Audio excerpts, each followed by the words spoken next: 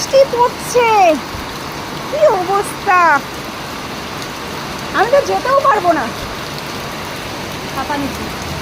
আচ্ছা, ভীষণ মুষলধারে বৃষ্টি পড়ছে,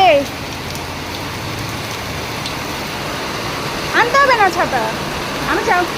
আর এইটার পেয়েছে শুশু, এবার শুশু করবে কি করে, করে আয় করে আয়।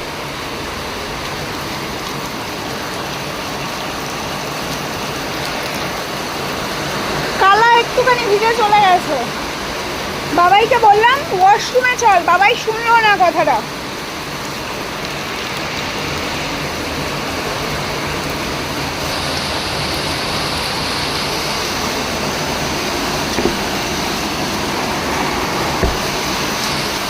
আসো মা, চলে এসো।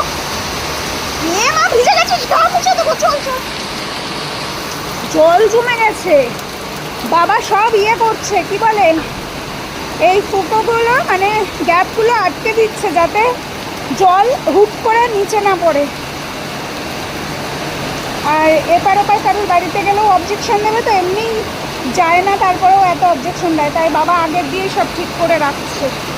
আগেও এসে করেছে, এখন আবার আর একটা করে দিয়ে দিচ্ছে। এই যে পাঁচিলের উপর চাদর দিয়ে দিয়েছে যাতে জলটা একদম আমাদের ভিতরেই থাকে, কারণ বৃষ্টির উপর আমাদের হাত নেই, সেরকম জলের উপর, বৃষ্টির জলের উপরেও হাত নেই, কিন্তু আমাদের প্রতিবেশীরা সেটা বুঝতে চায় না। আমাদের প্রতিবেশীদের কথা হচ্ছে, তোমাদের বাড়িতে যাই হোক না কেন সেটা প্রাকৃতিক হলেও তোমাদেরই দোষ, এই দোষটাই আমরা বলতে পারি না কাউকে। তাই লোকের পচা কথা শোনার থেকে নিজেদের জায়গাটা নিজেদের ঠিক করে রাখা ভালো। কই ও মা, বাবাই পুরো ভিজেছে তো, আর গা ঝাড়া দিল কি, ওরে বাবা। হ্যাঁ, না না বল, মা শিশি পেয়ে গেছিল। এই দিদি ভাই, তোকে কে নানু করিয়ে দিল?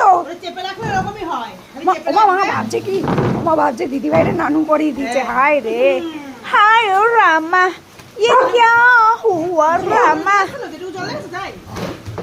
কালা হিসু করতে গিয়ে ভিজেছে, তাছাড়া কে এখন, এই তোকে কে, তোর দিদিকে কে স্নান করিয়ে দিচ্ছে? গাটাও মুছতে দেবে না। হ্যাঁ আমি বুঝো, সব সব টেংলি লেংটি ইঁদুর একটা। ধরো ধরো লেংটি ইঁদুরটারে, ওর মা এখনো ইঁদুরটারে ধরতেও শিখলো না। হ্যাঁ ওই দেখো, ও আবার গিয়ে ওখানে বাবাইয়ের গায়ে দাও, বাবাইয়ের গায়ে দাও। এইটা তো গেছে আর পালিয়ে এসছে।